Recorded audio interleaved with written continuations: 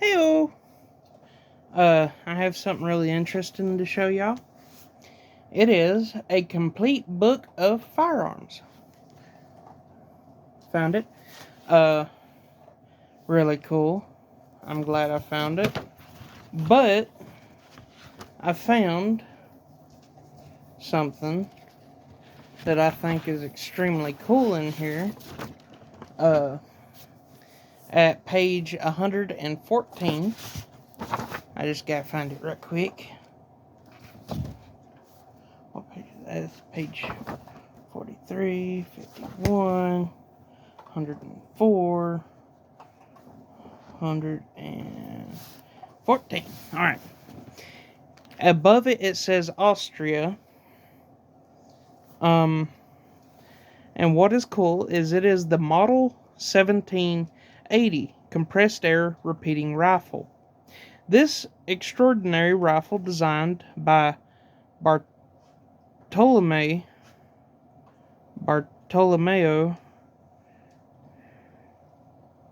Giordani. I'm sorry, I'm bad at names.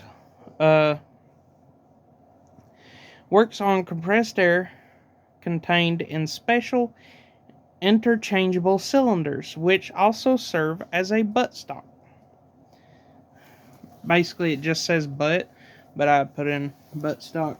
But as you look at it, right there, the buttstock is a cylinder. It holds compressed air. I think that is so cool, because it is an old rifle, a very old rifle. The bullets, up to 20, are housed in a magazine at the side of the barrel and fed into the barrel by the transverse sliding breech block. The hammer is only used to cock the weapon. At the moment of firing, the tumbler operates a valve opening pin, releasing a quantity of compressed air, which drives the bullet out of the barrel. Despite its mechanical fragility, the repeater windbush, I believe that's a German word. I'm not going to try and go as further than what I already said, because I don't know. I'll butcher the word worse than I already have. Was quite extensively employed for military purposes, as demonstrated by the use Austria made of it during the War of the First Coalition against France. The weapon was accompanied by a leather bag containing 2 spare cylinders and various accessories for recharging the cylinders and casting bullets. That is just really cool to me. I love learning about different guns throughout history.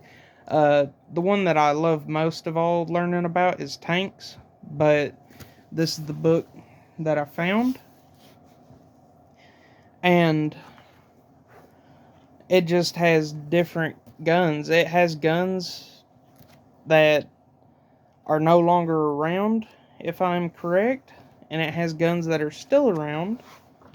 And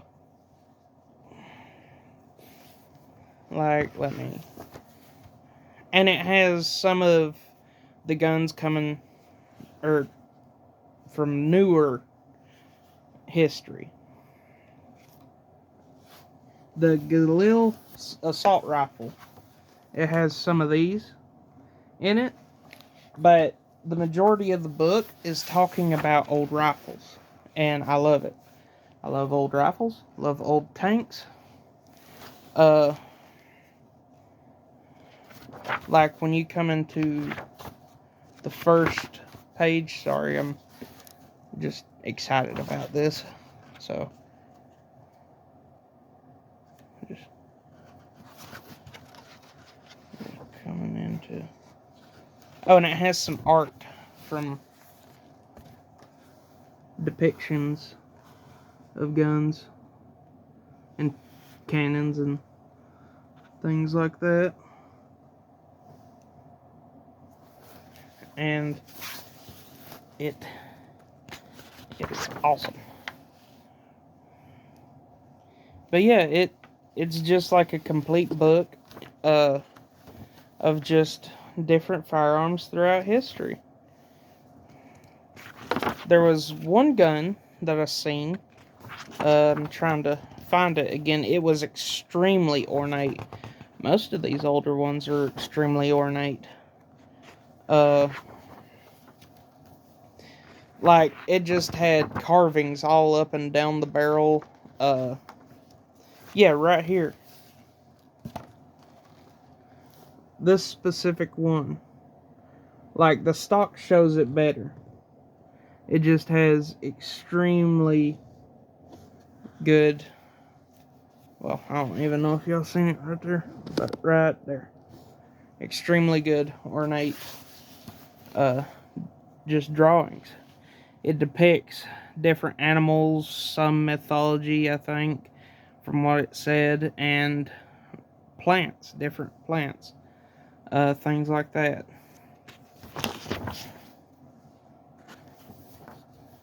But yeah, it talks about some of the history through the guns, what they were used in, why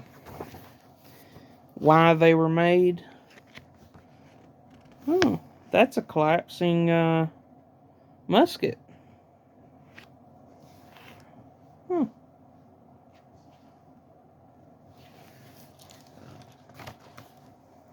Right here at the top, it's a musket that collapses, has a collapsing stock.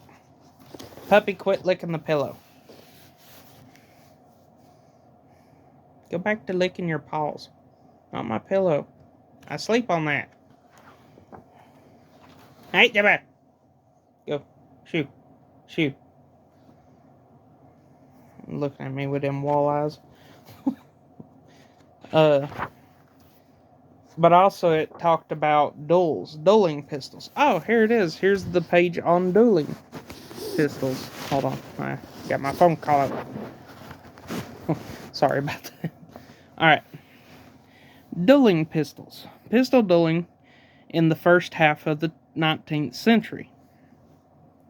The use of the duel as a means of resolving private dispute originated, I gotta slow down, from the trial by ordeal of the Germanic peoples. One must distinguish duels for personal reasons from the true chivalrous duel, which tended to settle any possible private grievances in the spectacle of a material game.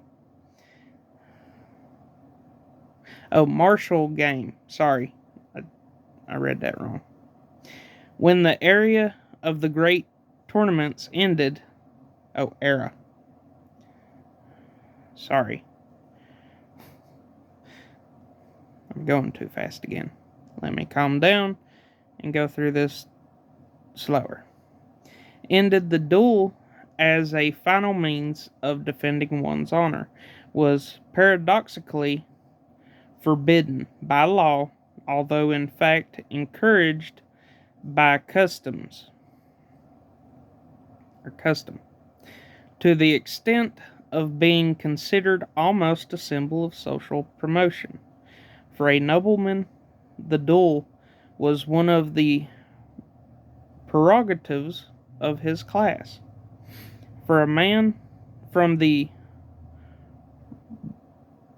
bourgeoisie, fighting a duel could win him a new dignity and recognition.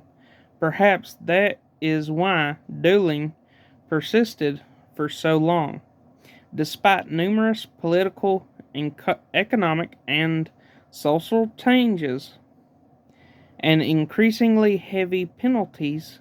In a pistol duel, the injured party normally fired the first shot at a distance agreed between the seconds. of the two opponents. The second dueler would then answer the fire if he was still in a position to do so. The duel was ended and one of the two parties choose to give in, or if witnesses and doctors considered that one of the duelers was unfit to continue. Agreement could also be reached on the number of shots allowed. Dueling to the death was considered dishonorable, but that, of course, did not prevent numerous gentlemen from meeting an untimely end over the centuries. That's just cool to me, because normally people talk about dueling and you never learn any of the stipulations. Like, most people talk about the 10 paces between each other. They walk 10 paces, turn around, fire. But this gives a little bit more information to what duels were. They weren't always to the death. They were a bit just to settle when someone felt they were wronged. But like it says, that did not stop people from dying from it. Because, I mean, it's a duel. You're walking however many paces away from each other, turning and firing. And sometimes both parties would either be hit fatally, or only one of the party was hit fatally. It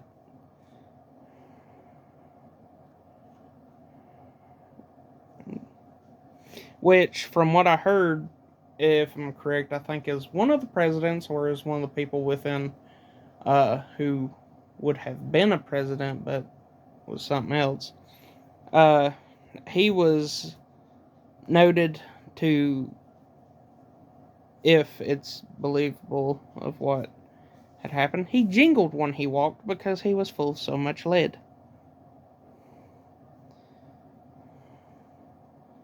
Uh, which, to think about that, is he was shot a ton. Hmm. Oop. Yeah. Get a grip on the thing. That's the little dueling box.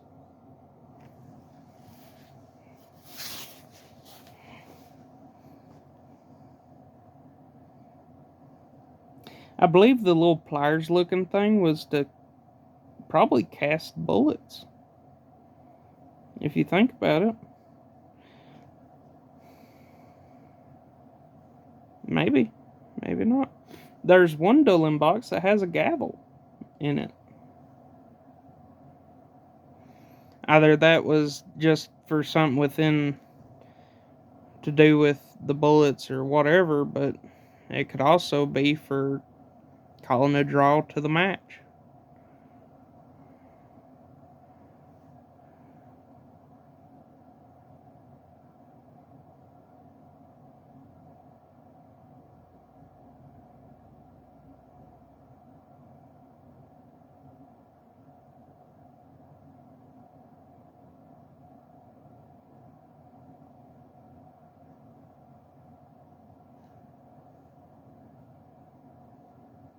Okay, yeah, the gavel is to strike the end of the ramrod to seat the bullet. Okay.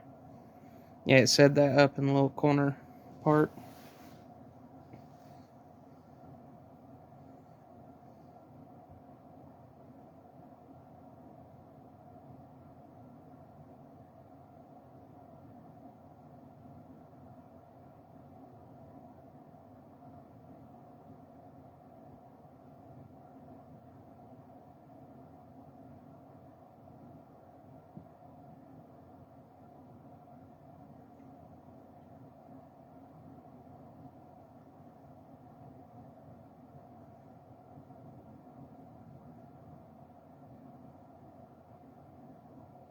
Yeah, this one over here is for, it's got a crucible for casting bullets.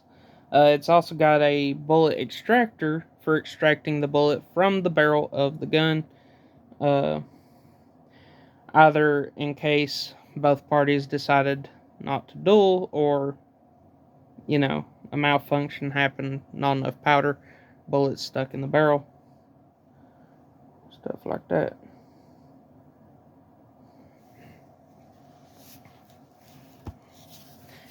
And that's just cool. And on this, it shows nothing on the two sides, except for on this part of the book,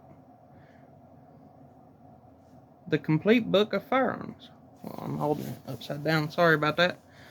Complete book of firearms. Thank y'all for joining me today. Sorry if what I'm saying sounds like gibberish. I'm just excited about it. Y'all have a blessed day, and remember, go with Jesus.